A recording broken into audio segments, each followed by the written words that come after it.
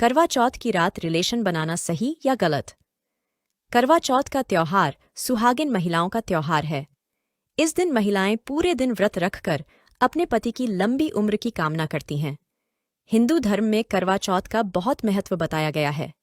सुहागिन महिलाओं को इस व्रत का बेसब्री से इंतजार रहता है।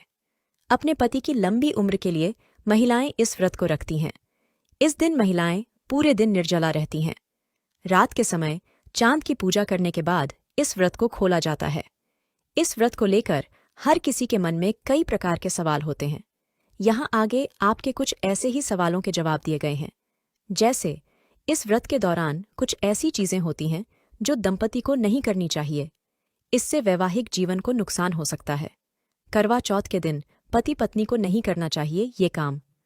धर्म को जानने वाले विशेषज्ञों का कहना है कि करवा चौथ व्रत के दिन दंपति को शारीरिक रिलेशन नहीं बनाने चाहिए। यहाँ तक कि इस प्रकार के विचार भी अपने दिमाग में नहीं आने देना चाहिए। इस प्रकार के कामों को व्रत में वर्जित माना गया है। हिंदू धर्म के ग्रंथों में यह भी लिखा गया है कि चाहे व्रत कोई भी हो, करवा चौथ, तीज या नवरात्रि का महापर्व, इन दिनों में किसी भी पुरुष या स्त्री का मन में गलत विचार रखना गलत होता है। इस खबर के माध्यम से जानते हैं कि करवा चौथ की रात पति पत्नी को कैसे रहने की सलाह दी जाती है। करवा चौथ पर किया जाता है इन देवताओं का पूजन। इस वर्ष करवा चौथ का व्रत 1 नवंबर को पड़ रहा है। इस व्रत के दिन महिलाएं अपने पति की दीर्घायु और सुखी जीवन की कामना करती हैं।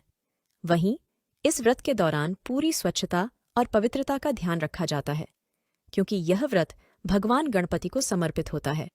इस दिन गणपति के साथ मां पार्वती की आराधना की जाती है। जो भी व्रत अन्य उपवास में लागू होते हैं, वही करवा चौथ पर भी लागू होते हैं। इसलिए किसी भी धार्मिक कार्य में और किसी भी व्रत में शारीरिक रिलेशन बनाना या पति पत्नी को एक दूसरे के करीब आने की मनाही है। क्यों नहीं करना चाहिए यह काम? कहा जाता है कि दंपति व्रत के समय अगर शारीरिक रिलेशन बनाएं तो पाप का भागीदार बन जाते हैं। ऐसा करने पर व्रतियों का उपवास भंग हो जाता है, क्योंकि रात 12 बजे वही तारीख और वही दिन चलता है। ऐसा करने से गजानन नाराज हो सकते हैं। करवा चौथ व्रत हैं तो उनको इन बातों का ध्यान रखना चाहिए।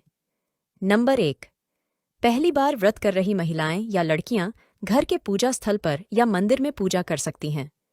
नंबर 2, पूजा के लिए करवा कैलेंडर का इस्तेमाल पूजा स्थल पर करना चाहिए।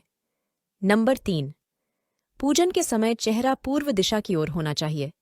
नंबर 4, व्रती को करवा चौथ के दिन उजला कपड़ा पहनने से बचना चाहिए। नंबर 5, लाल और पीले रंग का वस्त्र पहनना अच्छा माना गया है।